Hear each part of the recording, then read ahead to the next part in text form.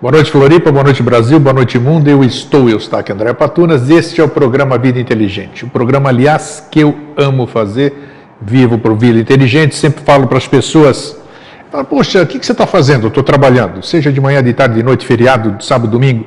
Eles perguntam, você não tem lazer? Eu falo, não, Vida Inteligente é o meu lazer, é a coisa que eu gosto de fazer e sou uma pessoa privilegiada porque eu faço o que eu gosto, posso fazer o que eu gosto e vivo fazendo o que eu gosto. Então, se você puder, se essas minhas palavras puderem entusiasmar você a fazer com que você busque o que você gosta de fazer, Grego, não é tão fácil assim como você diz. Não, se você não tentar, não vai acontecer nunca, né? Então, eu espero passar falando isso para você agora, essa noite, que você também se entusiasme e vá buscar e seja feliz fazendo o que você gosta. Pois bem, hoje de manhã vocês viram mais hoje é o 12h15, né? E já virou um horário contumaz das terças e quintas. Hoje nós falamos sobre Anaxímenes de Mileto, na série Os Filósofos, né, que você está vendo aí na sua tela. Terças e quintas, 12h15, na sua www.pax.tv.br, que é a Pax, a TV do bem, que a gente chama.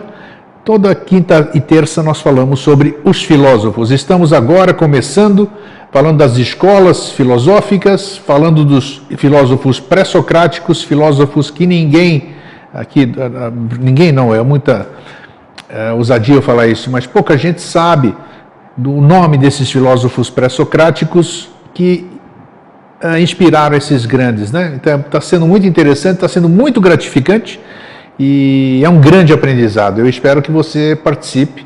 Eu não queria ter postado no YouTube, mas houve uns problemas ali de conversão, não consegui postar dentro da Pax TV e estou postando no YouTube. Então você acessa o YouTube e veja lá os filósofos e você vai assistir os 3 primeiros programas. E você, tenho certeza que você vai gostar e vai ansiar por terças e quintas-feiras.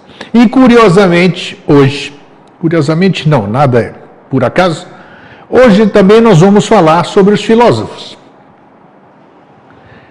Porque eu conversando com o Jorge, nas raras visitas que esse moço faz para mim, falei, puxa, Jorge, que então a gente falar sobre isso, né? Sobre os filósofos. Mas o que nós vamos falar sobre os filósofos? Falei, não, vamos falar sobre de onde vinha esse conhecimento. E, na verdade, o título vai ser Os Filósofos, mas eu quero perguntar para o Jorge e fazer com que a gente converse a origem do conhecimento. Nós já falamos sobre N coisas. Talvez até a gente tenha falado de conhecimento, mas hoje nós vamos focar no conhecimento. Da onde esses seres, 2.000, 3.000 anos atrás, da onde eles pegavam essas informações quase 100% corretas, porque isso que nós estamos vendo aqui, das histórias deles, dos ensinamentos, do que eles nos passaram, pouca coisa estava errada. Ou seja, errada, não digo, o termo está errado. A ciência modificou, a ciência provou que era um pouquinho diferente daquilo que eles falavam. Mas de onde eles tiraram tudo aquilo 3.000 anos atrás? Eles e outras civilizações que nos antecederam. Boa noite, Jorge. Você está bom? Boa noite, estou. Por que você ri do que eu falo? Eu acho muito bom o que você fala. É, né? Porque não é verdade, poxa? É verdade, claro. Então, quanto mais a gente vai fuçando, né, mexendo naquelas coisas, a gente vai se admirando, falando, não é possível, caramba, nós estamos no século XXI, voltamos no tempo, 3.000 anos, 5.000, né? Nós estamos falando de só 3.000 agora. De onde essas pessoas, esses seres, tiravam esse conhecimento, né? Que hoje é tão seleto para alguns aqui o conhecimento, né? Hoje as pessoas ainda continuam andando atrás de gurus, de mestres e toda essa coisa. Por quê? O conhecimento hoje é instrumento de dominação, né? Exato, dominação. Então, como? De onde veio isso aí? Então, tá aqui, ó. Passo a bola, é bem época de Copa do Mundo, eu te passo a bola aqui para você dissertar sobre isso. Eu queria comentar a questão que você falou do... Um abraço a todos, né? Boa noite, é muito bom estar aqui. Obrigado a você de novo, né? A gente já está vendo aqui, você estava falando de 178, 179 programas hoje, eu acho, por aí. E a gente falou também o Silvio, que é o Silvio Maniotos aqui da TV, Foi ele que... Não, foi outro querido senhor, né? Falou Isso. sobre aquele rapaz, o Carlos, através do qual a gente se conheceu, né? Isso. E o Carlos, eu encontrei ele alguns dias, daí ele conversou contigo, nunca mais vi o Carlos, né? E a gente começou a conversar e já tem 9 anos. 9 anos, né? É aquela questão da causalidade, né? Exatamente, os instrumentos da nossa vida, que a gente tem que observar essas coisas. Era a época que a vida e a evolução, ela é um conjunto de engrenagens onde estão entrelaçados assim, desde a mecânica subatômica, né, até a mecânica das galáxias, tudo assim, quando um se move, o outro se move. E daí era hora de se mover essa peça, de acontecer isso. A engrenagem vai andar, isso aqui vai mudar de contexto, vai terminar, vai evoluir, aquelas coisas, né? Mas sempre encadeado, sempre em um movimento que se chama evolução. Esse encadeamento que a gente não compreende, isso é a lei da causalidade, que é um dos aspectos da lei do karma, né? Eu tenho visto isso diariamente ou com muita grande frequência, mas como é um processo individual, né, de cada um, aí você vai se convencendo, porque hoje você sabe, e é notório, eu sempre falo, eu sou uma pessoa muito diferente do que eu era, em termos de crenças. Né? Eu sou testemunha. Hoje eu sou uma pessoa muito pé no chão, um cético no bom sentido. Cético não, aquele que vai buscar comprovação, não vou acreditar em qualquer coisa que me falam. Mas a vida, a lei, seja lá o que você chama essas coisas aí, ela tem apresentado para mim certas coisas que ao menos tem me feito pensar. Sim. Então isso que você acabou de dizer é impressionante. E você não pode jogar o acaso, caramba. Porque, não existe acaso, não existe. Você pode até não existir, mas você comprova isso quando você está, nós já falamos aqui, no fim do mundo, né, onde ninguém sabe onde é que você está, e você encontra alguém que você não encontra ninguém no fim do mundo. Então, não pode existir esse acaso, horas, minutos, segundos, lugar, isso, aí o bom senso diz, espera aí, né? A gente pensa assim, aconteceu alguma coisa aqui e aí você reencontra uma derivada desse acontecimento depois de 30 anos. Exato. Né? E você pensa assim, nossa, mas que coisa mais magnífica, depois de 30 anos essas peças se encaixaram. Não, é que 30 anos é menos do que um piscar de olhos.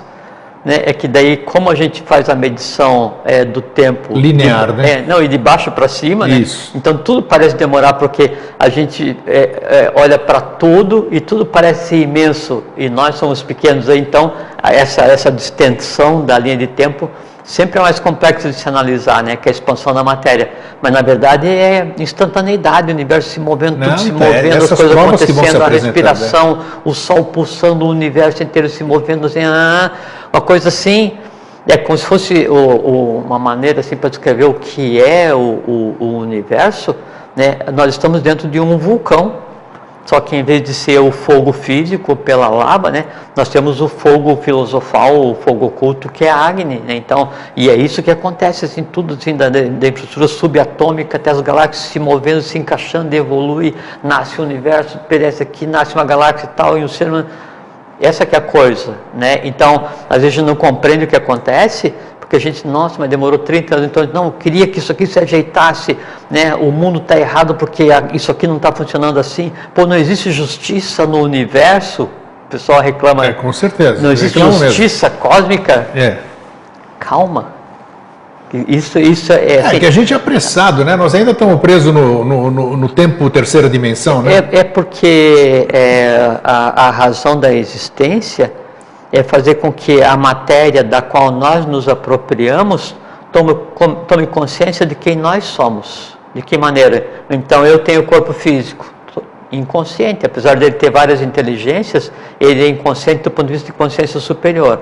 Tem o corpo vital, inconsciente. Tem o corpo astral, inconsciente. Tem a mente concreta, inconsciente. Inconsciente do quê? De tudo superior, que é o que está por vir. Que o sistema é formado, são 7 momentos evolucionais. 4 já aconteceram, físico, vital, astral e mente concreta. 3 estão por acontecer, mente abstrata, Buddha, Atman. Isso é que tem que ser dado para essa matéria. Então, nós, eu, você, cada um de vocês, a gente vem, vamos ter uma experiência existencial, enquanto ser humano jiva, nesse corpo físico, esse formato. Nos apropriamos de uma porção de matéria desses planos. Que matéria? Físico, vital, astral e mente concreta, matéria pura, como se fosse assim, uma mesa de padaria e você vai fazer aquelas bolachinhas de forminha, sabe? Sim. aquela mesa de padaria, assim, aquela massa toda estendida, é teu corpo físico, teu vital, teu astral e tua mente concreta. E aí você vai começar a interagir. Aí você vai imprimir naquela mesa uma estrelinha, uma bola, um cubo, um triângulo, você vai... E cada pensamento, cada emoção que você tenha, você molda parte da matéria. Que matéria? Matéria mental, matéria astral, matéria vital e transforma matéria física. Então, a razão da nossa existência é transformar essa matéria inconsciente em matéria consciente. Né? Aí tem que ter paciência porque, desse ponto de vista evolucional, a coisa toda anda mais devagar. Você falou em alguns programas aqui, nossa, desses 9 anos... Quando nós falamos de antropogênese, nós falamos de antropogênese aqui, né? Sim, muitas vezes. Você falou naquela ocasião como o homem surgiu aqui. O homem, eu digo o ser humano, né? Ele era toda aquela origem, aquele animal e toda aquela coisa, quando ele era hermafrodita e tal. Sim, lemuriano, né? Isso, lemuriano. Aí ele começou a tomar uma certa consciência que você falou. É esse momento... Qual é o momento, nós estamos indo lá para trás, antes dos filósofos, né? Para a gente chegar nos filósofos. Bem antes. Isso, muito bem antes, né? É. Qual é o momento que o conhecimento se instala nesse plano físico aqui? Uhum. Então, antes, quando há a polarização entre homem e mulher, macho conhecimento e fêmea, inteligência são as mesmas coisas? Assim, sim. Aí o ser humano ainda é completamente inconsciente e funciona quase como uma alma-grupo. O lemuriano funciona como uma alma-grupo. Quando termina a gênese da lemuriana, então está no final da raça lemuriana, já dando início à raça Atlante, de início Atlante também inconsciente. Assim, Atlante não nasceu perfeita, acabada, 100% já... Bom você falar isso, né? Porque a gente já conhece a Atlântida com ela formada, né? Os sábios, os alquimistas assim, e tudo. É muito bom você falar isso. Teve um dos filósofos, que ela teve formação. Que é o objeto dessa conversa que a gente vai ter daqui a pouquinho,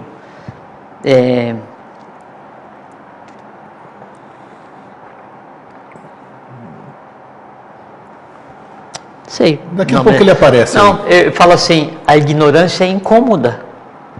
Né? Então o desconhecer é incômodo. Só que assim, é tanto conhecimento.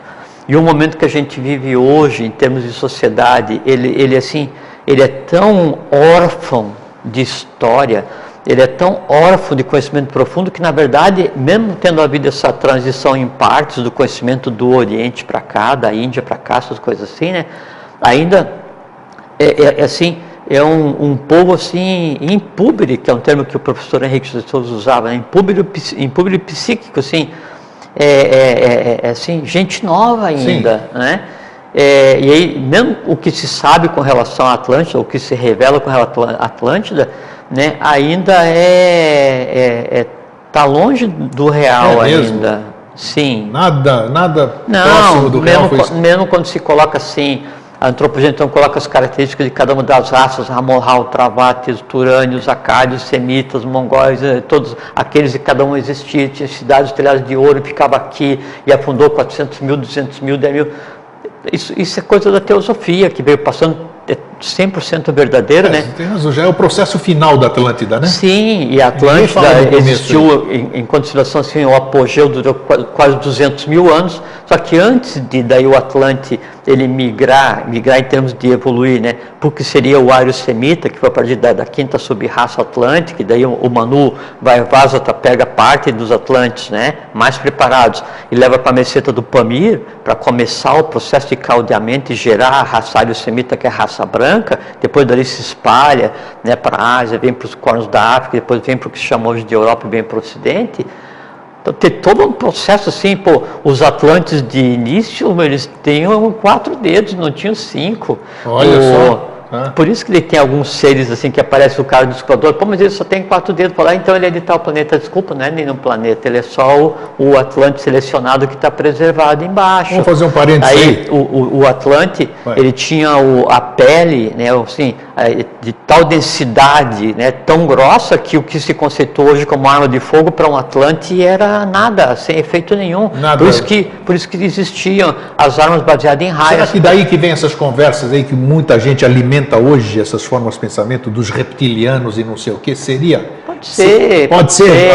A fenotipia deles poderia lembrar esse tipo de seres? É porque assim, na ânsia, né, de adquirir um conhecimento que se pensa ser oculto, né, daí as pessoas mistificam e na busca por mistificar, qualquer de um, boa fé, né? qualquer um vem e vende uma nuvem dizendo que é Juno, Exatamente, né? é. Vende ou gato por lebre, como diz no Exato, que a popular, gente né? diz. E as pessoas, então, aquela coisa mistificada, não, pô, isso é exatamente o que eu gostaria de acreditar. Aí cria toda uma fantasia em cima daquilo, né, em torno daquilo. Essa fantasia criada, ela toma corpo no astral e passa a interagir, passa a ser um ser vivo, só que é um elemental que não tem princípio, não tem fim, ele só existe enquanto é alimentado por aquelas pessoas e acabou. Aí se criam essas falsas realidades, essas coisas assim, que não levam ninguém para lugar nenhum. Você falou agora há pouco, e vamos, já que falou, e você sempre fala, e apresentou-se para que você esclareça de vez. Meseta do Pamir. Sim. Você fala muito nela, nesses 9 anos você tem falado muito nela. Sim, o que é a meseta do Pamir? Vamos falar rapidinho, só para esclarecer. O que foi esse? E parece ter uma importância grande nesse processo todo. O que é a meseta do Pamir, afinal? Foi o lugar escolhido pelo Manu para fazer o caldeamento que derivou para a raça ário-semita, a raça branca. Então, a raça branca. O que aconteceu na meseta do Pamir? Sim, uma parte da quinta sub-raça Atlante, dos semitas. Essa meseta do Pamir está localizada onde hoje? Na Ásia. Na Ásia. Sim. Tá. Na região da Líbia, toda essa coisa ou não? Não, mais para cima, na região lá do Tibete, lá para cima tem um lugar onde sai os 4 rios que alimentam o mundo. Então, procure se informar sobre isso, né?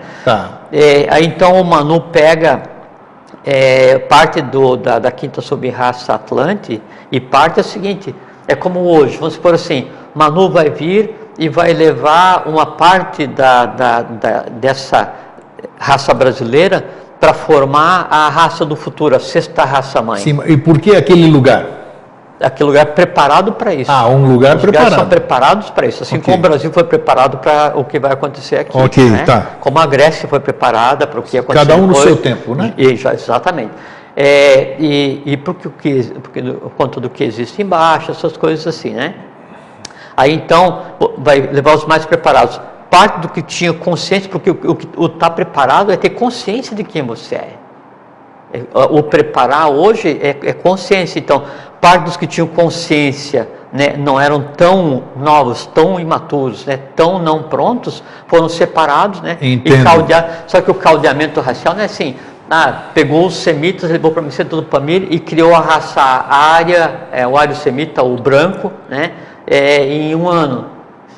Mas foi um processo que demorou, né? Isso que eu ia falar. Milhares de anos para acontecer. Agora sim. A mesma coisa assim, o Sumé, filho de Manco Capac e Mama Oclo, ele desce com a semente inca, né, e vem pelo caminho do Pé-Biru, entra por Santa Catarina, passa pelo Paraná e vai em direção a... anda pelo Brasil inteiro, até lá na Pedra de Ingá, do Sete Cidades. Tudo isso tem a ver com a vinda do filho dos gêmeos, né, de Manco Capac e Mama Oclo, para cá, né, Sumé. Que depois eles chamaram por Sumé, Tumé, de onde o São Tomé, essas coisas assim, né? Tá. E aí, então, passando aqui por Santa Catarina, né, aí pega o Paraná e vai lá para a Serra do Roncador, e lá é feito o caldeamento, né, com o tupi, com o chavante. Então, a semente inca tupi miscigenada com o chavante que guardava lá, com o branco que chegou. E esse caldeamento, ele já está acontecendo, e essa descida... Aí o conhecimento já estava inserido nesses seres aí, né? Perfeito, lógico que sim. E esse processo da vinda do Tumé, né, pelo caminho do Pé-Biru, para ir formular, plasmar o que seria semente inca tupi, de onde vai então nascer a raça brasileira, miscigenada com a raça brasileira atual, não é 1 ano, não é 1 mês. No caminho se construíram cidades e passou séculos, e aí os brancos nem pensavam em vir para cá, isso já estava sendo feito. Entende? É assim que acontece. Então, quando você fala assim, 20 anos, 50 anos, 500 anos, não é nada. Evolucionamento não é nada. É porque hoje se pensa que, quando se fala assim, por 500 anos é muito, porque Não, porque a civilização ocidental começou com Jesus Cristo há 2000 anos, né? Fala, pô, 2000 anos atrás, né? Aí as religiões inventaram, não, 2000 anos, outra religião fala que o mundo foi criado em 5.700, por aí vai. Então, tudo que acontece, se fala assim, não, 5.000, 7.000, fala assim, nossa, alguma coisa existe há 7.000 anos. As pirâmides foram criadas, construídas há 3.000 anos, né? Assim, e aí se dá aquele destaque, daí a pessoa fala assim, nossa, 3.000 anos, quanto tempo? 3.000 anos, né? Nada. É a piscadela que a gente acabou de dar, assim, o piscamos é 3.000 anos, não é nada. A humanidade não existe há 5.000 anos. A humanidade existe há 5 milhões de anos, a gente pode dizer, porque a gente tem só a raça branca, só o ariosemita, né? Você pode colocar 1 milhão de anos, né? Só o ariosemita. Aí se você pegar o Atlante, você bota em mais 3,5, 4 milhões de anos como sociedade organizada. Nossa, então o negócio é muito longo mesmo. Né? É que assim, há uma orfandade, assim, um desconhecimento, né, da verdade sobre o mundo, que é uma coisa assim, a gente contempla hoje o mundo, a forma como o mundo age, e parece que houve um corte no universo e jogaram um bando assim do nada. E a tecnologia contribui para que a gente fique cada vez mais distante. A tecnologia hoje, ela faz assim, antes existiam os deuses, né? Os deuses gregos no Olimpo, os deuses romanos, essas coisas. Hoje existem os deuses eletrônicos. Se trocou a adoração, em vez de adorar a Deus, se adora o telefone que você usa. Isso aí não traz informação nenhuma. Isso nada, aí. A tecnologia, que é uma vertente de conhecimento trazida especificamente a partir de 1900 com um objetivo muito claro, veja que a humanidade ela vem assim numa linha, né? Quando chega em 1900 para frente, então tem uma inflexão. Todas as artes, todos os 7 anos da humanidade, né? E há uma razão para isso, né? Porque vieram seres que tinham por função fazer essa reflexão. Mas só que daí se transforma a tecnologia, o conhecimento, que deveria ser uma coisa libertadora, em instrumento de poder, em instrumento de domínio, de alienação, de submissão, de engano, de lesa evolução, lesa humanidade, lesa divindade. E aí a humanidade se compraz em viver alimentando os seus pequenos desejos, né? E a vida fica uma coisa assim, como uma flor efêmera, assim, de dia único, nasce, morre, uma coisa sem sentido. Talvez se faça necessária uma outra pergunta nesse sentido, porque nós falamos da meseta do Palmeiras, estamos falando ainda nisso, nós já vamos voltar para a questão do conhecimento, estamos falando do conhecimento. Seria interessante hoje, vamos dizer, vamos conjecturar, elucubrar, a lei, em função de tudo isso que nós acabamos de falar, principalmente nessa última parte, que o conhecimento passou a ser tablet, smartphone, disso aqui, é só para baboseira, infelizmente é isso, baboseira, né? Não tem conhecimento nenhum lá dentro, a não ser eu trocar ideia com você, quando é que você vai hoje? Uma nova intervenção, vamos dizer? Já aconteceu? Tirar pessoas daqui para levar para determinado lugar? Não, é que nós já estamos no lugar. Nós, no Brasil, a gente já está no lugar onde as pessoas foram tiradas para trazer para cá. Mas então a meseta do Pamir que você falou aí, que nós agora era uma bagunça total então também, porque isso aqui é uma bagunça, nós estamos no meio da bagunça no sentido que não é nada do país diferente. Mas é que daí tem a ver com... Aqui a tecnologia está aqui como em qualquer lugar. Sim, mas então, é que daí tem a ver com o objetivo da nossa conversa de hoje, que sempre vai... por exemplo, assim, você pega a África, né? Então a África foi um lugar de excelência com relação a coisa oculta e esotérica. Tinha um ponto da evolução em que a África, né, ela seria o que depois foi o Tibete. É mesmo? O que a Índia, ou o que o Brasil vai ser no futuro. Vai ser no futuro. Tudo acontecia lá, sabe? Assim, todo o conhecimento. E daí na África, ela é separada o conhecimento assim, como se fossem 4 regiões. Né? Uma oculta, não sei falar, mas 3 regiões, assim, tem a região costeira, que é para os profanos, né? As costas da África. Então, todo mundo chegava ali e aprendia sobre a África, o conhecimento que ficava nas escolas, coisas assim. Tinha uma região intermediária, né, reservada para os discípulos, né, e gurus, assim. Então o conhecimento era reservado e você ia para determinadas escolas. E tinha uma região oculta na África, que existe ainda hoje, que é onde estão os verdadeiros segredos do conhecimento dito oculto. O que hoje se conhece em escolas de iniciação, dessas que se pensam ser escolas de iniciação, você coloca assim, 1, 2, 5%, o resto é completamente desconhecido. Você pega o Egito, né? Egito dividido como se fosse 4 castas de origem da Aryavarta, que não tem nada a ver com as castas de hoje, né? Então o Egito também é o que como é que é quando onde tem o mar? Litoral, né? Como na África, né? Então o que tem litoral é aquele conhecimento que todo mundo chega e tem, que era a questão da arte, daquela ciência ligada para o povo, essas coisas assim, né? Daí você passa para um segundo estado dentro do Egito, que era o chamado Médio Egito. Aí então ali já se professavam alguns conhecimentos, alguns segredos, né? Onde então vai se aprender, Euclides foi aprender a geometria euclidiana. Se diz acertadamente que é onde termina a compreensão da geometria euclidiana, quer dizer, o máximo onde chegou Euclides, começa a geometria do Egito. Em termos de conhecimento, e tem a ver com a questão da filosofia que a gente está falando hoje, né? Daí tem o Egito Médio. Tem um lugar que professavam os segredos, que é chamado Alto Egito, né? Assim, para poucos. Platão, Pitágoras, Tales de Mileto, Anaxágoras. O Egito era domínio grego naquela época, né? Então, é exatamente onde eles... Não, e esses assim, os filósofos, eles viam no Egito, né? Assim, eu vou no aeroporto e volto, eu vou no Cairo. 30 anos andando, estudando, 20 anos, 50 anos, né, para aprender, para depois voltar com o objetivo que a gente vai conversar. E tinha a parte secreta, oculta do Egito, né, que era o que se chamava de Núbia, né, e a Abissínia é a Etiópia. Sim, de hoje né, a Etiópia de hoje. Então, a Etiópia ainda hoje, né, a Núbia ainda hoje, né, eles guardam todos os segredos do Egito, assim como eram guardados quando começou a questão da transposição do conhecimento do Oriente para o Ocidente. Interessante, né? Você está falando de Etiópia e a gente sabe que é um dos países mais miseráveis do planeta. A Etiópia, né? Alguns anos atrás, algumas décadas atrás, era o pulmão da África.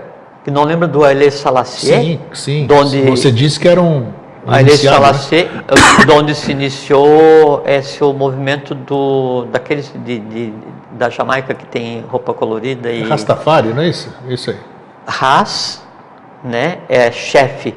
Tafari Makonnen era o nome do Haile Selassie, porque era o sobrenome dele. Então, o Rastafari, né, era aquele ser esperado que faria o resgate da raça negra, e ele era o dirigente e por que da um povo Etiópia. tão miserável assim, passando fome, que é notícia no mundo inteiro, aquelas coisas que os olhos não gostam de ver? Por que se provocam guerras hoje, 2014, para quem por causa do conhecimento que está lá, você está falando? Perfeitamente. Para quem um dia for ver esse filme, né, esse vídeo mais tarde, não sabe quanto tempo vai ficar isso. Então, porque hoje se bombardeia o Líbano, que é a Fenícia? Porque hoje se bombardeia o Iraque, que é Bagdá? Porque hoje se bombardeia a Líbia, ligada diretamente à parte oculta do mundo, a Síria, exatamente. Então é como se quisesse assim, como se intencionalmente a beligerância, né, que hoje domina as mentes dos governantes no mundo, quisessem acabar com a história exposta humana, porque a história oculta, e por conta disso toda ela ainda é preservada. Porque era comprovação, né? Se acabando com a comprovação, fica só... Quando houve a invasão nesses locais que a gente está conversando, agora, a primeira providência já falamos foi acabar sobre isso. Com o museu e tudo, é um absurdo. Mas sabe que isso não é de hoje, na época que daí... Muita coisa. A própria biblioteca de Alexandria, poxa, né? Que acabaram com aquele conhecimento todo. Todas elas, né? Só que daí sabe que foi feito cópia de tudo, né? Ainda bem, tomara. Mas você vê assim... Quando as religiões começaram a chegar no Egito e depois no Oriente, então iam levas de emissários das religiões, não preciso dizer qual delas, né? Tudo bem. Cuja única função era queimar todo e qualquer papiro que encontrasse pela frente. Sim, isso aconteceu principalmente, infelizmente, Tibete. Antes fazendo uma cópia e guardando no Vaticano. Onde ainda existe até hoje. Sim. Só que ainda, obviamente, existe cópias em lugar que o próprio Vaticano desconhece, né? Então, mesmo do que essas religiões se apropriaram, ainda assim é 5% do conhecimento, porque esse processo de transição e de recuperação da humanidade como um todo, ele sempre é complexo e há que se ter parcimônia nisso. Então, o que acontece? Chegou um momento em que, na Atlântida, estava no apogeu da civilização, e os reis divinos conviviam com a humanidade, era um sistema sinárquico, né? Que época da Atlântica é isso? Da Atlântida é isso? Porque Nós começamos no conhecimento, que eu te perguntei onde é que o conhecimento começa, e você me falou que a Atlântida também começou do nada. Eu acho que agora nós estamos casando aqui. E essa época que você está falando... Então, o que Platão narra, que foi o fundamento de Poseidones, é mais ou menos em 1984, antes da contagem do nosso era, então 11 mil anos atrás. Sim. Só que daí, esse é o fundamento da ilha de Poseidones. Que foi o último, né?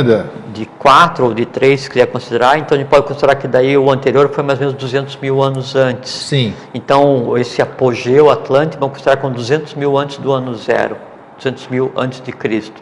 Nesse momento não existia o conceito de oculto, não existia o conceito de ordem secreta, não existia o conceito de mistério, né? Tudo era dado a todos. Então, mas quem dava? Essa que é a minha pergunta. Quem deu e quando começou a dar? Sim, é que o conhecimento que foi engendrado para a humanidade, isso. Ele foi trazido pelos chamados epíteres, né? Quer dizer assim, os pais da humanidade, Asuras, Agnisvatas, Barixades. Só que assim, não é que alguém veio, não é que alguém veio de nave, né, e aterrissou, e fez, e construiu. Não, e depois foi embora. Não existe isso.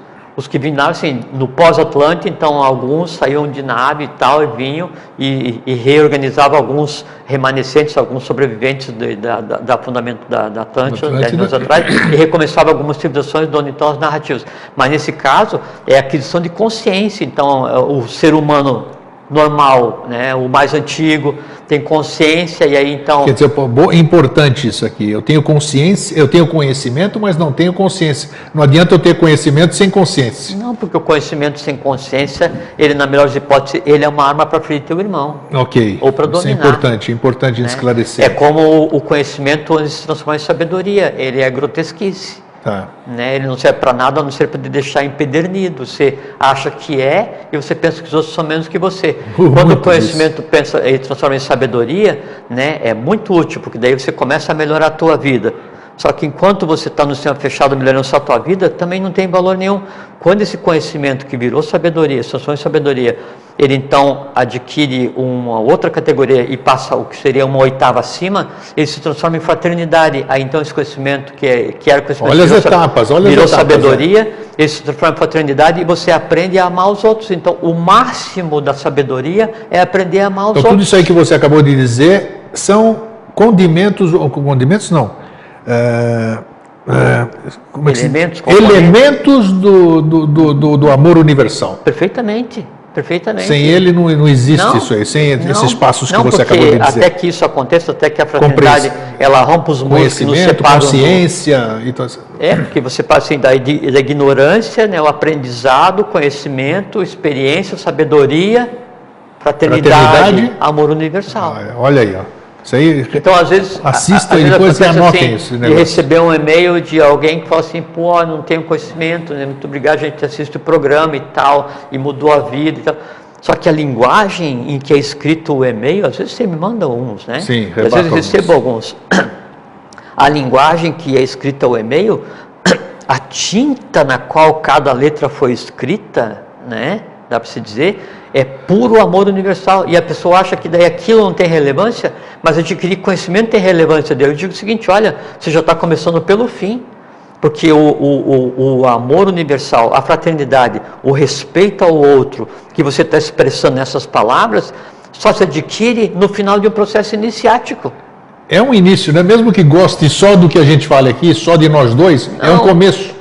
Dizer, na verdade, não é, você não pode sentir o que você não tem. Na verdade, é começar pelo fim, porque a pessoa ela pensa que o conhecimento é suficiente, mas para que ela tenha a condição de exteriorizar o amor fraterno, né, com relação aos outros... Precisa de algum gatilho. Não, já tem que ser assim, antiquíssimo do ponto de vista evolucional, porque senão seria impossível que aquilo acontecesse. Ninguém dá o que não tem, não é Perfeitamente. Isso? Então, o que acontece é que a gente fala aqui, ou que a pessoa vai ler, ou procurar uma sociedade de iniciação para entrar, ou uma escola, eu encontrei isso na eubiose, você encontra lá, é um catalisador que vai disparar aquilo o qual você já tem, que você adquiriu por direito próprio, né, seguindo um caminho evolucional ligado a um mestre, ou o que seja, é problema de cada um, e que daí então isso vem e se exterioriza. Eu vejo bem isso nas suas respostas, que você fala exatamente isso, né, que você devolve dizendo, não somos nós que estamos falando aqui, não sou eu que estou falando aqui, é uma coisa que já existia em você e está aparecendo. As pessoas falam assim... Parabéns para você. Não, né, assim, obrigado pelo ensinamento, e eu não ensino nada. E não aceito o obrigado, porque é o seguinte, eu só compartilho fraternalmente o que a vida fraternalmente me deu. Por quê? Independente dos meus esforços, ou dos teus esforços, ou dos esforços de vocês para adquirir conhecimento, se alguém não tiver fraternidade de compartilhar, tudo seria segredo só até reverberou hoje. em você porque você já tinha aquilo, perfeitamente, né? Perfeitamente. Você está pronto, né, para ouvir alguém falar em César. Alguém precisa vir falar em César com você, por mais pronto que você esteja. Se ninguém vier falar, você não tem interlocutor. E se ninguém falar e você não ouvir aquilo, você está ouvindo falar assim, eles perguntam assim, mas que idioma é esse? Aí alguém fala para você, isso é César. Isso é a origem do sânscrito, isso é a linguagem sagrada. Não é o sânscrito que é a linguagem sagrada, é o César, né, que é a origem, né, do jainismo. Né? E aí, César é a mesma coisa que o Vatã ou são linguagens diferentes? O Vatã vem antes ainda. Do César. Vatã vem antes ainda. O César, né, é a linguagem sagrada que originou o sânscrito. Ok. Né? Aí você então ouve aquela própria pergunta, o que é isso? Ele fala assim, é César. Mas como é que eu entendo César? É porque o César em você já está. Né? Aí tem uma parte de uma música que fala assim, César é a minha vida.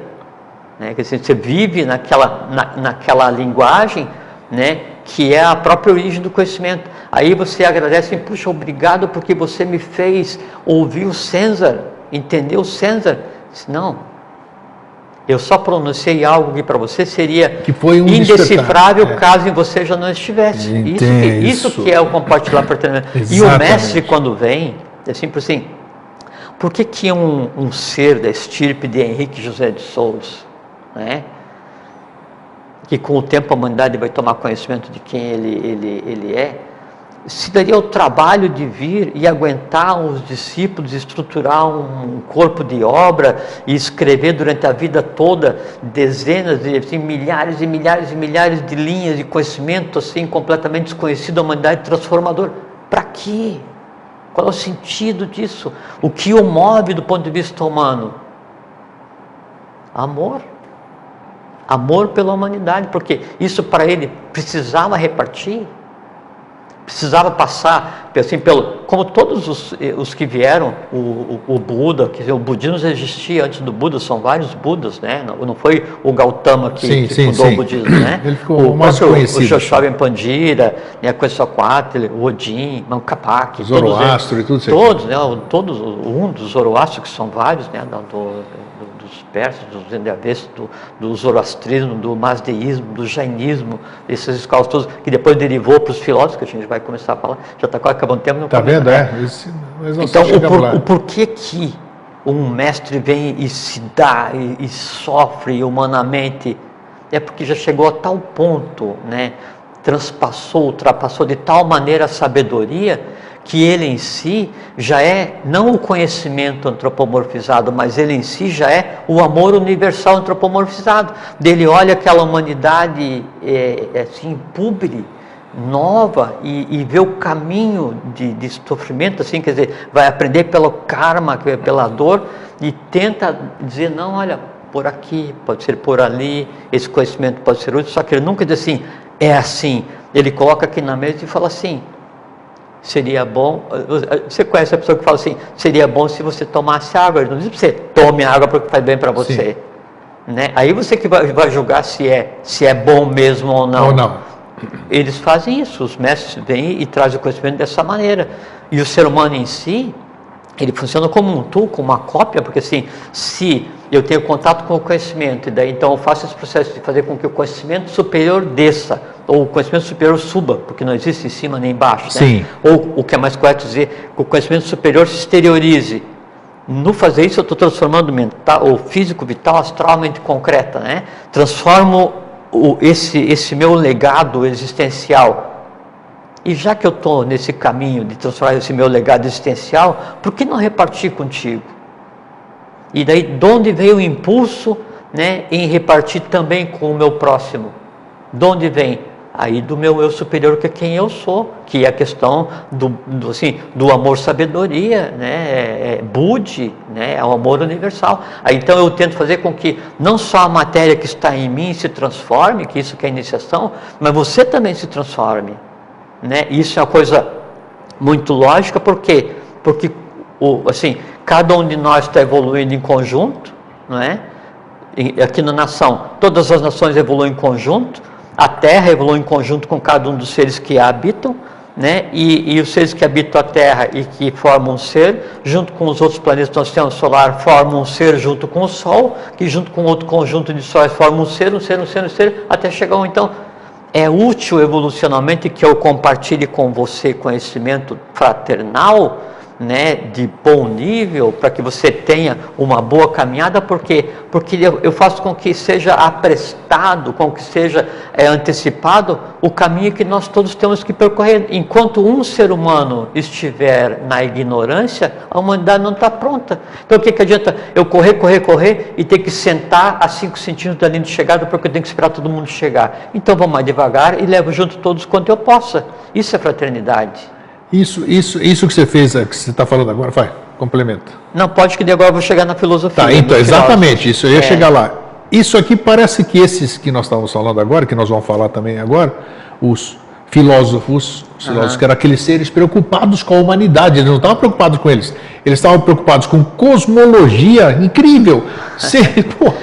Você começa a ler a história deles, como é que esses caras falavam sobre cosmologia, cosmogênese? Você pega... Que a Lua era isso, que o ar...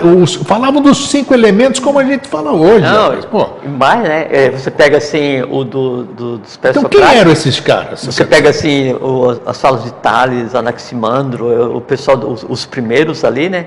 Aí, então é base para Descartes, na Trindade escrita se copia, né? Tudo se transforma, né? É base para a teoria atômica, depois com Demócrito. Os teoremas de Tales fez um teorema, foi o primeiro todo da escola jônica. A civilização ocidental, ela é filha da Grécia. Sim.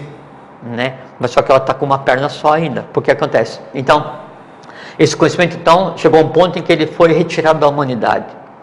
Cataclismo Atlante, oculta o conhecimento, cria as ordens secretas, não sei o que, tal, e vem e cria os mistérios e dá sequência à evolução humana. Só que isso tem que ser devolvido. Primeiro foi guardado. Então, tudo, em todas as áreas do conhecimento filosófico, não filosófico do ponto de vista grego da palavra filosofia, mas filosófico assim, esotérico, né? Sim. Do budismo ao jainismo, ao zoroastrismo, mazdeísmo, tudo, mesmo assim, esses pequenos fragmentos que hoje pensam que é a teosofia, né? O que pensam que é a teosofia hoje, ela é assim, 5% do que tem no Kyuté, que é a origem de toda a obra teosófica, né? O resto está reservado.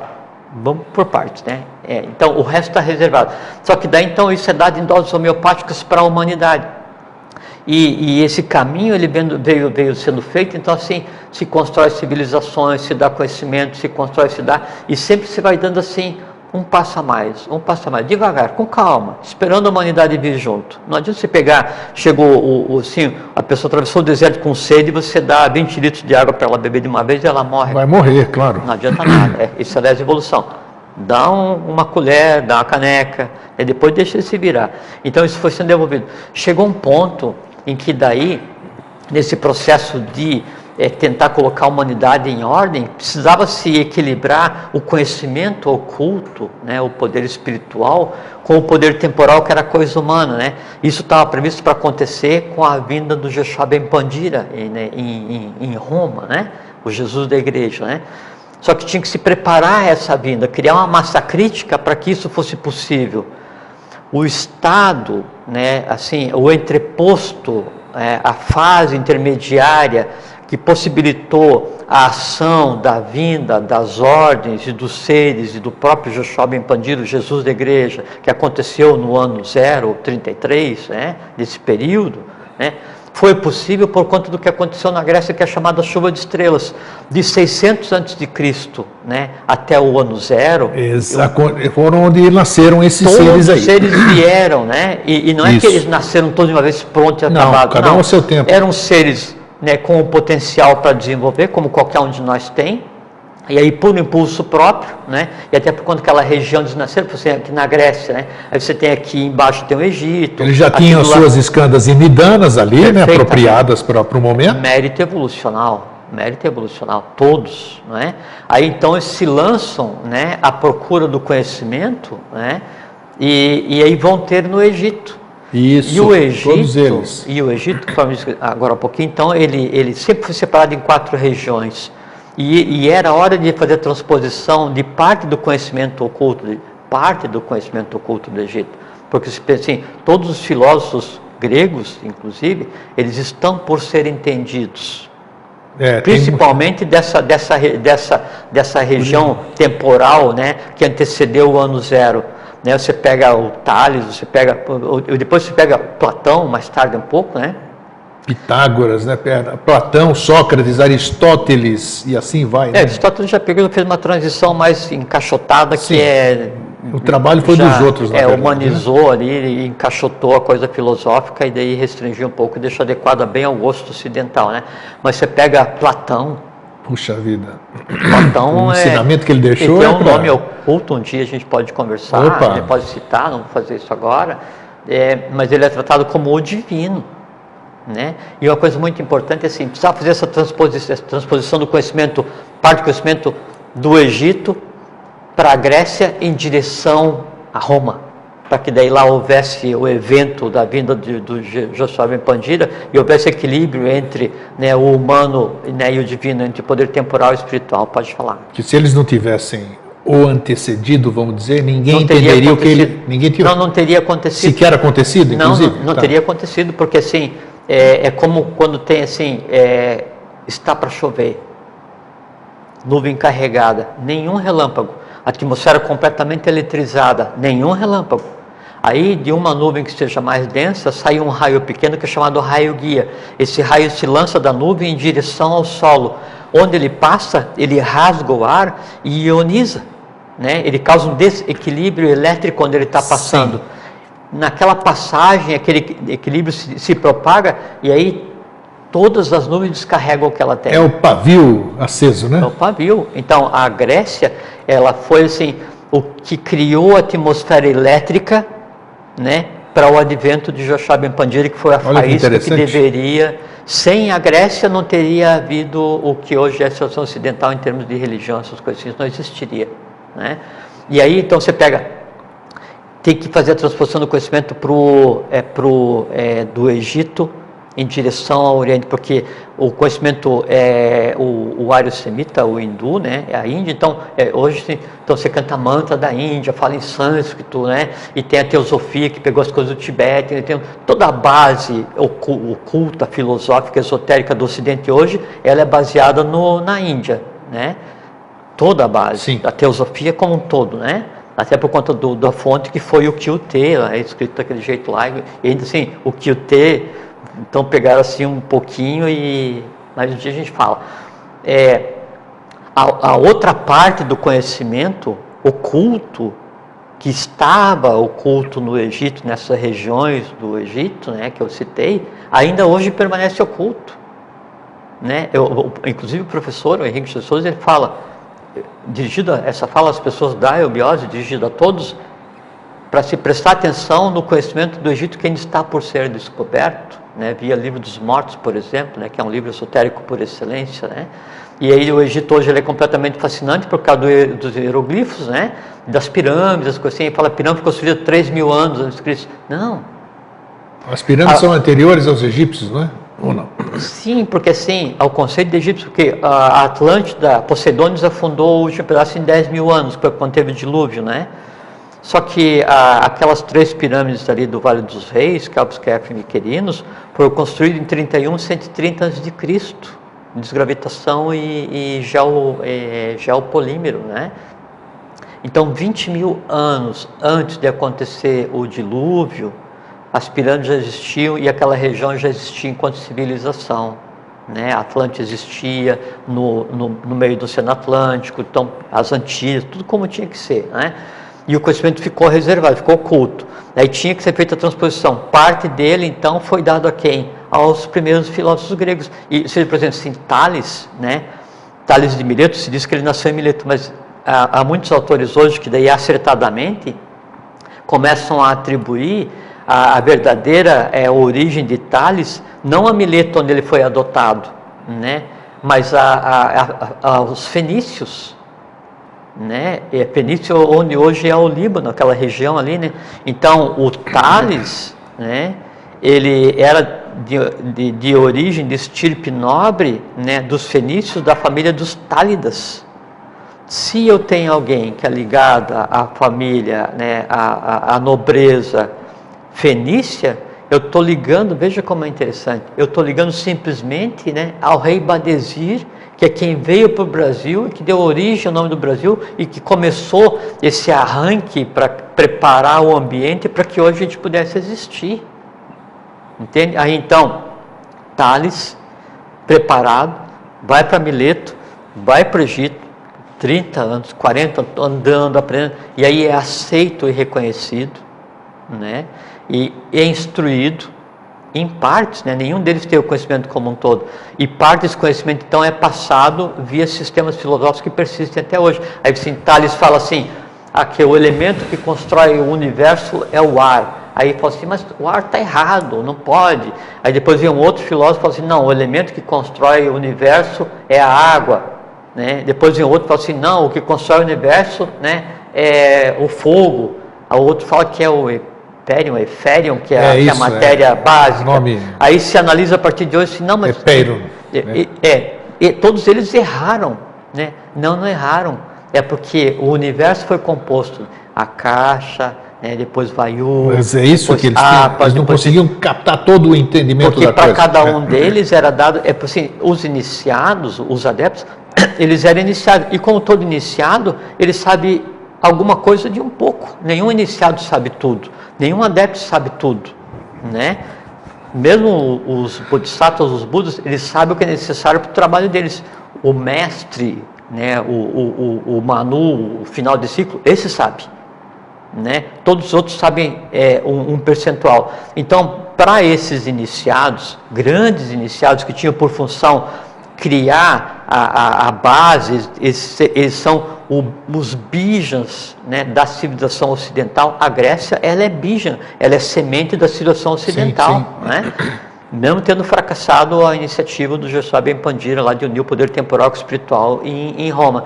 Então, para cada um foi dada uma tônica, né? Mas só que eles estão por ser compreendidos. Por exemplo, você pega Platão, que é talvez o filósofo mais conhecido no Ocidente, né?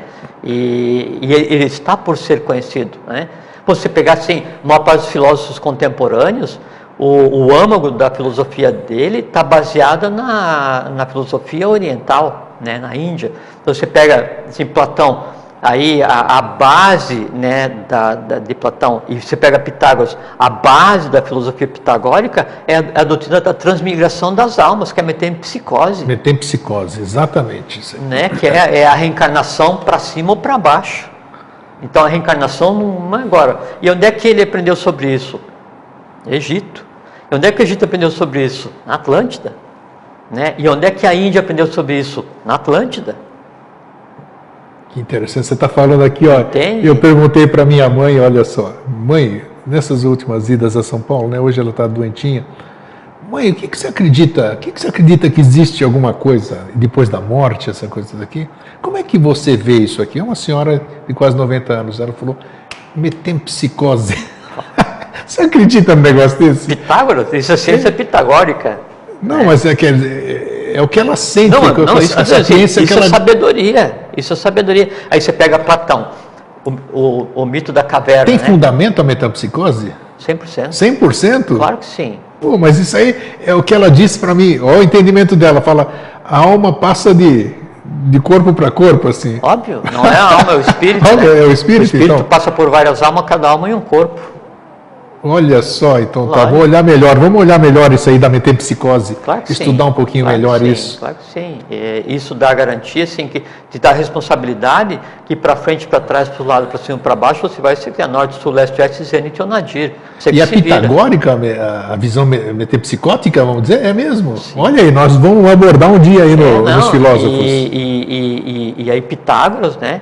E assim, Pitágoras, então, ele mesmo sendo divulgado uma Gênese, ele era filho de sacerdote e sacerdotisa de determinado templo egípcio. Então ele já nasceu para isso, preparado para isso. Olha só.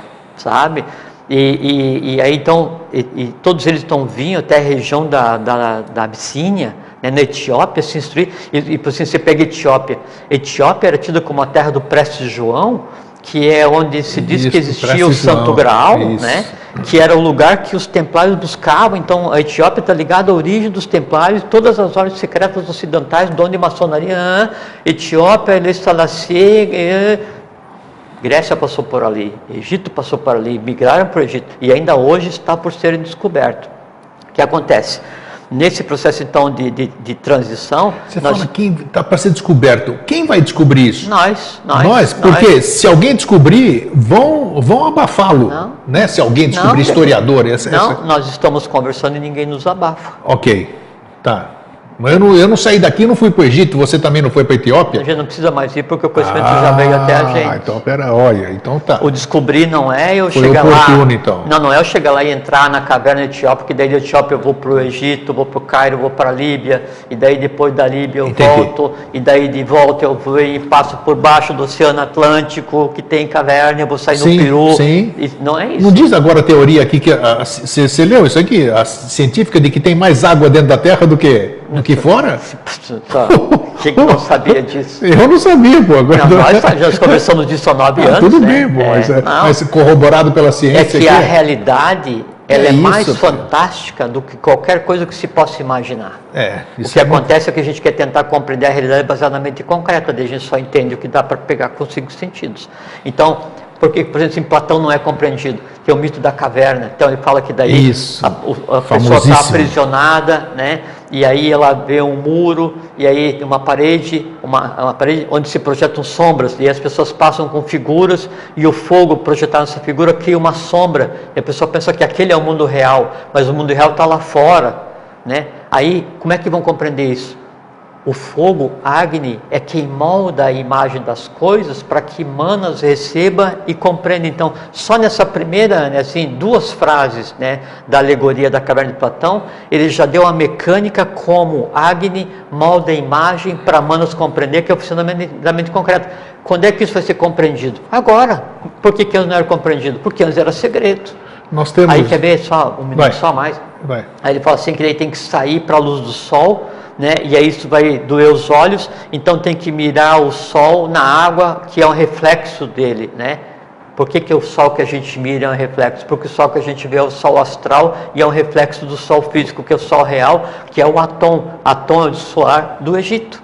Então, só no mito da caverna, Platão deu toda a mecânica mental, né? Ele deu coisas sobre o que é o sol oculto e o sol, o Isis astral que a gente vê. Então ele deu um conhecimento assim que está por ser descoberto e uma coisa que hoje é tratado sem muita importância. Tem algum livro ou algum estudo que pegue essa parte do estudo iniciático da caverna de Platão, vamos dizer? Não. Que nós fizemos aqui, eu estou querendo fazer uma analogia com os 12 trabalhos de Hércules, né? Não. Cada trabalho dele significou uma coisa, que nós já fizemos um programa aqui, explicamos cada passo que era aquilo. Então, assim, isso não tem escrito. E a caverna do Platão? Não, isso não tem escrito, mas eu posso fazer assim, quer ver? A gente pode, não é meu compromisso, mas a gente deixa na fila. Sim.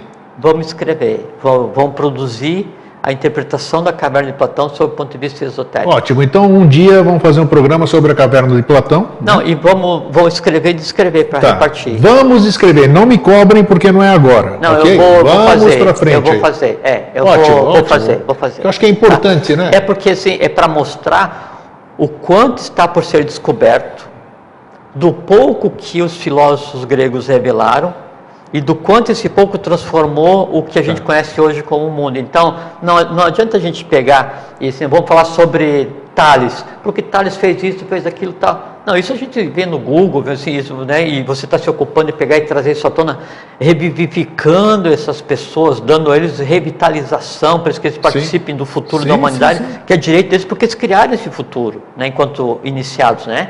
Mas a gente tem que daí tentar ver o que de oculto há no trabalho de cada um, porque cada um veio e trouxe uma peça de quebra-cabeça, né? E aí cabe, assim, e o que por último, né? O que aconteceu na Grécia 500, 600 anos antes do advento de Joshua Ben Pandira, né?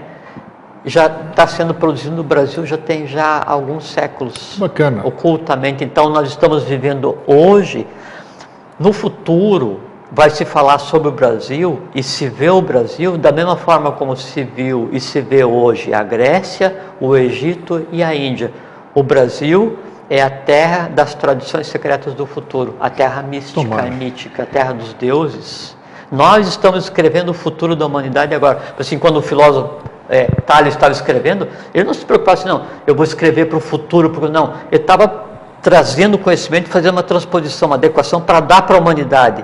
É o que nós estamos fazendo hoje, todos nós que vivemos no Brasil. A gente está criando uma realidade que determina todo o rumo, né, do futuro imediato e de médio prazo da humanidade como um todo. Gostei, a gente termina com aquele gostinho de quero mais, que é o meu aqui, mas já estão fazendo nós somos a reencarnação da Grécia, do Egito e da Índia, o Brasil. Olha aí, tá vendo? Então tá feito. Jorge, obrigado. Olha, eu precisávamos de pelo menos mais uma horinha para acabar, mas tudo bem, paciência. Tá de bom tamanho, cada um procura sua informação complementar. É isso, então por hoje é só, o fraterno abraço e um feliz sempre. Fraterno abraço, fiquem sempre, vivam bem, fiquem em paz e tenham uma boa caminhada.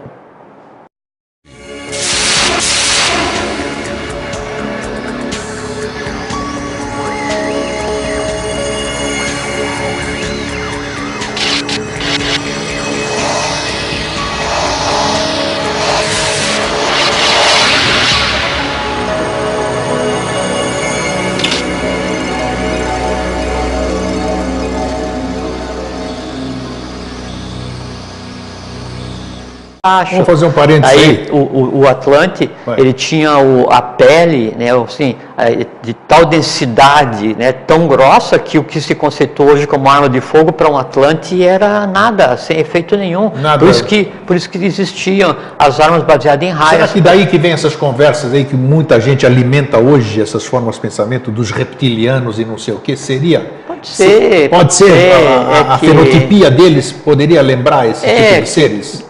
Porque assim, na ânsia, né, de adquirir um conhecimento que se pensa ser oculto, né, daí as pessoas mistificam e na busca por mistificar, qualquer um, de boa fé, né? Vem e vende uma nuvem dizendo que é Juno. Exatamente. Né? Vende, ou gato por lebre, como diz no popular, né?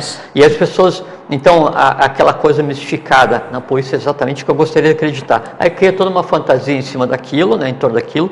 Essa fantasia criada, ela toma corpo no astral e passa a interagir, passa a ser um ser vivo, só que é um elemental que não tem princípio, não tem fim, ele só existe enquanto é alimentado por aquelas pessoas e acabou. Aí se criam essas falsas realidades, essas coisas assim, que não levam ninguém para lugar nenhum. Você falou agora há pouco, e vamos, já que falou, e você sempre fala, e apresentou-se para que você esclareça de vez. Meseta do Pamir.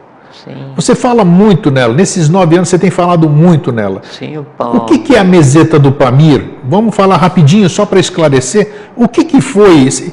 E parece ter uma importância grande nesse processo todo. O que é a meseta do Pamir, afinal?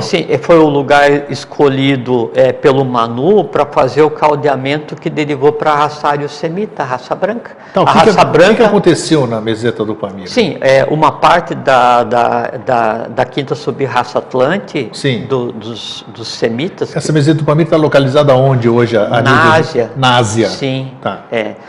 Na região da Líbia, toda essa coisa ou não? Não, mais para cima, na região lá do Tibete, lá para cima tem um lugar onde sai os 4 rios que alimentam o mundo. Então, procure se informar sobre isso, né? Aí então o Manu pega parte da quinta sub-raça Atlante e parte é a seguinte, é como hoje, vamos supor assim, Manu vai vir e vai levar uma parte dessa raça brasileira para formar a raça do futuro, a 6ª raça-mãe. Sim, e por que aquele lugar? Aquele lugar preparado para isso. Um lugar Os preparado. São preparados para isso, assim como o Brasil foi preparado para o que vai acontecer aqui. Né? Como a Grécia foi preparada para o que ia acontecer. Cada um no seu tempo, né? Exatamente. Por conta do que existe embaixo, essas coisas assim, né? Aí então vai levar os mais preparados. Parte do que tinha consciência, porque o estar preparado é ter consciência de quem você é. O preparar hoje é consciência. Então, parte dos que tinham consciência, né, não eram tão novos, tão imaturos, né, tão não prontos, foram separados, né, e caldeados. Só que o caldeamento racial não é assim, pegou os semitas, levou para a meseta do Pamir e criou a raça ária, o ário-semita, o branco, né, em 1 ano. Mas foi um processo que demorou, né? Isso que eu ia falar. Centenas, milhares de anos para acontecer. Agora sim. A mesma coisa assim, Sumé, filho de Mancapac e Mamaoclo. Ele desce com a semente inca, né, e vem pelo caminho do Pé-Biru, entra por Santa Catarina, passa pelo Paraná e coisa aqui, e aí você reencontra uma derivada desse acontecimento depois de 30 anos. Exato. Né, e você pensa assim, nossa, mas que coisa mais magnífica, depois de 30 anos essas peças se encaixaram. Não, é que 30 anos é menos do que um piscar de olhos.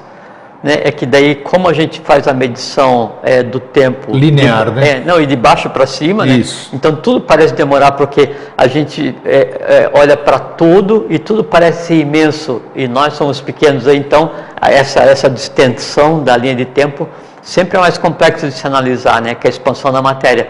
Mas na verdade é instantaneidade, o universo se movendo, tudo se movendo, as coisas acontecendo, a respiração, né? O sol pulsando, o universo inteiro se movendo, assim, uma coisa assim, é como se fosse uma maneira assim para descrever o que é o universo, né? Nós estamos dentro de um vulcão.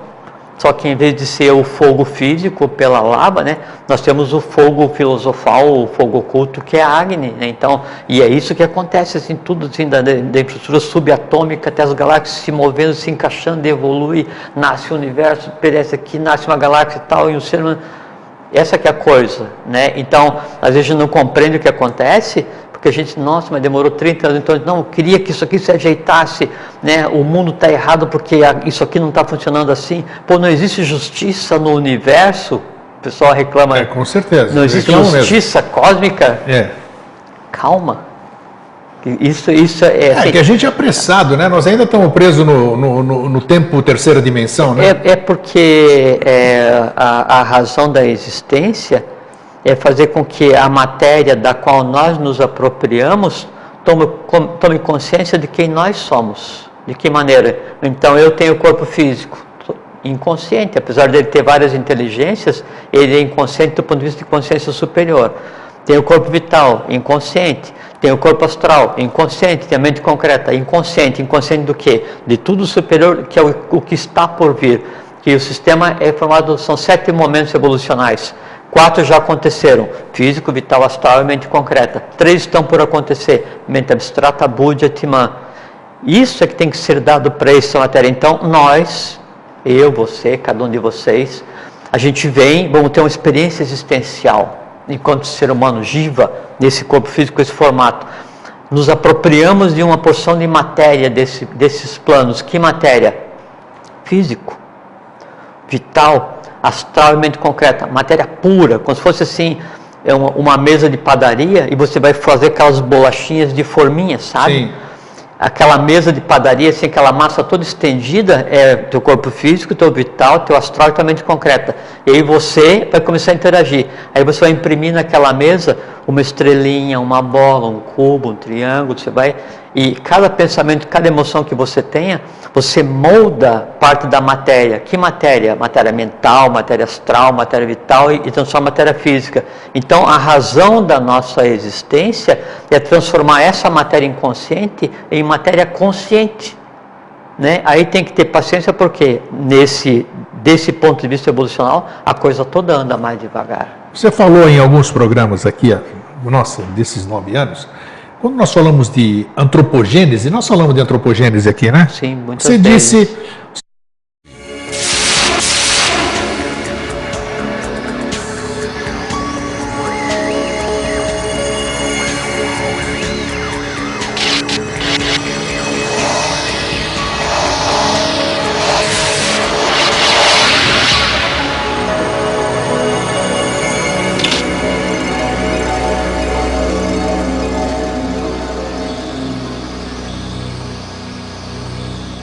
Boa noite, Floripa, boa noite, Brasil, boa noite, mundo. Eu Eustáquio André Patunas. Este é o programa Vida Inteligente. O programa, aliás, que eu amo fazer, vivo por Vida Inteligente. Sempre falo para as pessoas, poxa, o que você está fazendo? Eu estou trabalhando, seja de manhã, de tarde, de noite, feriado, de sábado, domingo. Eles perguntam, você não tem lazer? Eu falo, não, Vida Inteligente é o meu lazer. É a coisa que eu gosto de fazer e sou uma pessoa privilegiada porque eu faço o que eu gosto, posso fazer o que eu gosto e vivo fazendo o que eu gosto. Então, se você puder, se essas minhas palavras puderem entusiasmar você a fazer com que você busque o que você gosta de fazer, Ah, grego não é tão fácil assim como você diz. Não, se você não tentar, não vai acontecer nunca, né? Então, eu espero passar falando isso para você agora, essa noite, que você também se entusiasme e vá buscar e seja feliz fazendo o que você gosta. Pois bem, hoje de manhã vocês viram mais um... Hoje é o 12h15, né? E já virou um horário contumaz das terças e quintas. Hoje nós falamos sobre Anaxímenes de Mileto, na série Os Filósofos, né? Que você está vendo aí na sua tela. Terças e quintas, 12h15, na sua www.pax.tv.br, que é a Pax, a TV do bem, que a gente chama.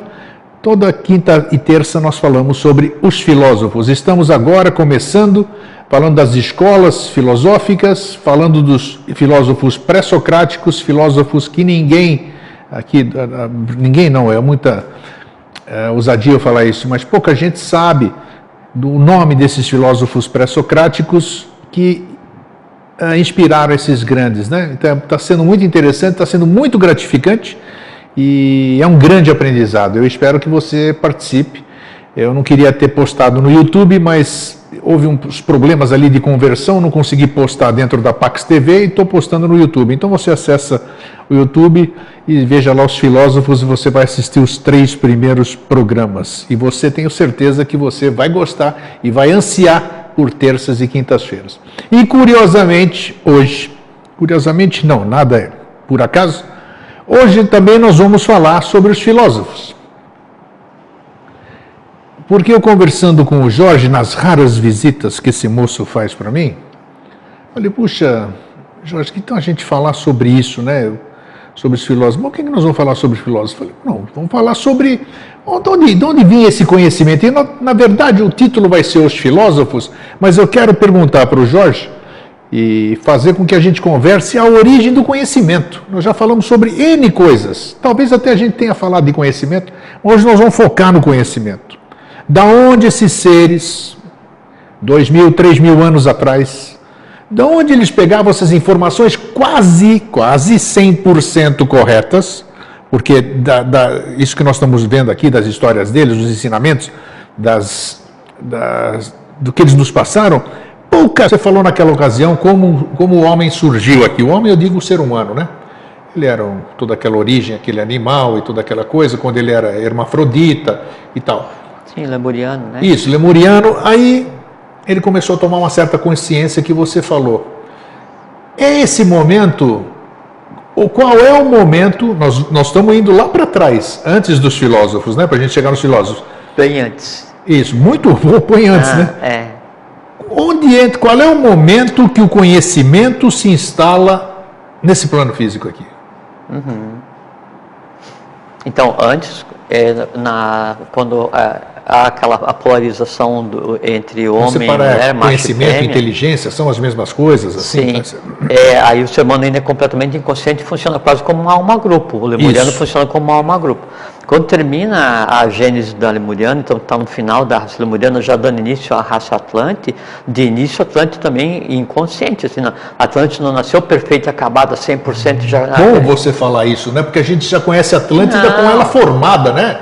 Os sábios, os alquimistas e tudo. É muito bom você falar isso. Teve um dos filósofos, que ela teve formação. Que é o objeto dessa conversa que a gente vai ter daqui a pouquinho,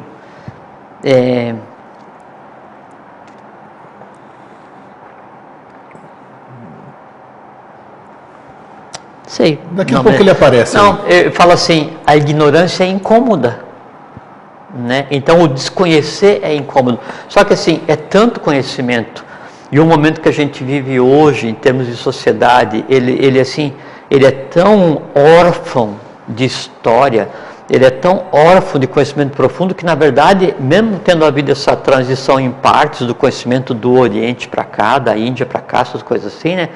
Ainda é um povo assim impúbere, que é um termo que o professor Henrique de Souza usava, né? impúbere psíquico, assim, assim, gente nova ainda, né?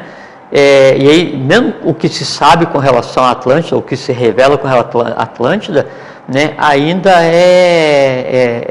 tá longe do real ainda. Sim. Nada próximo do real. Mesmo quando se coloca assim, A antropologia então coloca as características de cada uma das raças, Amorral, Travates, Turânios, Acádios, Semitas, Mongóis, todos aqueles que cada um existia, tinha cidades telhadas de ouro, ficava aqui e afundou 400 mil, 200 mil, 10 mil.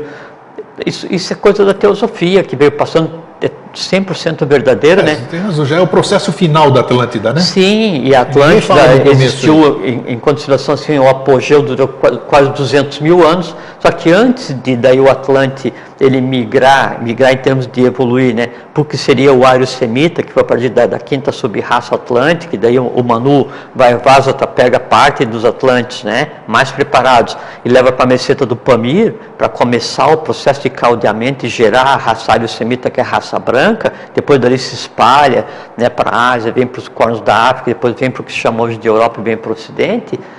Então tem todo um processo assim, pô, os Atlantes de início, eles tinham 4 dedos, não tinham 5. Olha só. Por isso que ele tem alguns seres assim que aparece o cara do explorador, pô, mas ele só tem 4 dedos para lá, então ele é de tal planeta. Desculpa, não é nenhum planeta, ele é só o Atlante selecionado que está preservado embaixo. A coisa estava errada, ou seja, errada, não digo, o termo está errado. A ciência modificou, a ciência provou que era um pouquinho diferente daquilo que eles falavam. Mas de onde eles tiraram tudo aquilo 3.000 anos atrás? Eles e outras civilizações que nos antecederam. Boa noite, Jorge. Você está bom? Boa noite, estou. Por que você ri do que eu falo? Eu acho muito bom que você fala. É, né? Porque não é verdade, poxa? É verdade, claro. Então, quanto mais a gente vai fuçando, né, mexendo naquelas coisas, a gente vai se admirando, falando, não é possível, caramba, nós estamos no século XXI, voltamos no tempo, 3.000 anos, 5.000, né? Nós estamos falando de só 3.000 agora. De onde essas pessoas, esses seres, tiravam esse conhecimento, né? Que hoje é tão seleto para alguns aqui o conhecimento, né? Hoje as pessoas ainda continuam andando atrás de gurus, de mestres e toda essa coisa. Por quê? O conhecimento hoje é instrumento de dominação, né? Exato, dominação. Então, como? De onde veio isso aí? Então, tá aqui, ó. Passo a bola, é bem época de Copa do Mundo, eu te passo a bola aqui para você dissertar sobre isso. Eu queria comentar a questão que você falou do... Um abraço a todos, né? Boa noite, é muito bom estar aqui. Obrigado a você de novo, né? A gente já está vendo aqui, você estava falando de 178, 179 programas hoje, eu acho, por aí. E a gente falou também o Silvio, que é o Silvio Maniotos aqui da TV, foi ele que... Não, foi outro que era do senhor, né? Falou sobre aquele rapaz, o Carlos, através do qual a gente se conheceu, né? Isso. E o Carlos, eu encontrei ele alguns dias, daí ele conversou contigo, nunca mais vi o Carlos, aí a gente começou a conversar e já tem 9 anos. 9 anos, né? É aquela questão da causalidade, né? Exatamente, os instrumentos da nossa vida, que a gente tem que observar essas coisas. Era a época que a vida e a evolução, ela é um conjunto de engrenagens onde estão entrelaçados assim, desde a mecânica subatômica, né, até a mecânica das galáxias, tudo assim, quando um se move, o outro se move. E daí era hora de se mover essa peça, de acontecer isso. A engrenagem vai andar, isso aqui vai mudar de contexto, vai terminar, vai evoluir, aquelas coisas, mas sempre encadeado, sempre em um movimento que se chama evolução. Esse encadeamento que às vezes a gente não compreende, isso é a lei da causalidade, que é um dos aspectos da lei do karma, né? Eu tenho visto isso diariamente ou com muita grande frequência, mas como é o processo individual, né, de cada um, aí você vai se convencendo, porque hoje você sabe, e é notório, eu sempre falo, eu sou uma pessoa muito diferente do que eu era, em termos de crenças. Né? Eu sou testemunha. Hoje eu sou uma pessoa muito pé no chão, um cético no bom sentido. Cético não, aquele que vai buscar comprovação, não vou acreditar em qualquer coisa que me falam. Mas a vida, a lei, seja lá o que você chama essas coisas aí, ela tem apresentado para mim certas coisas que ao menos tem me feito pensar. Sim. Então isso que você acabou de dizer é impressionante. E você não pode jogar o acaso, caramba. Porque não existe acaso, não existe. Você pode até não existir, mas você comprova isso quando você está, nós já falamos aqui, no fim do mundo, né, onde ninguém sabe onde é que você está, e você encontra alguém que você não encontra ninguém no fim do mundo. Então, não pode existir esse acaso, horas, minutos, segundos, lugar. Isso, pô, aí o bom senso diz, espera aí, né? A gente pensa assim, aconteceu alguma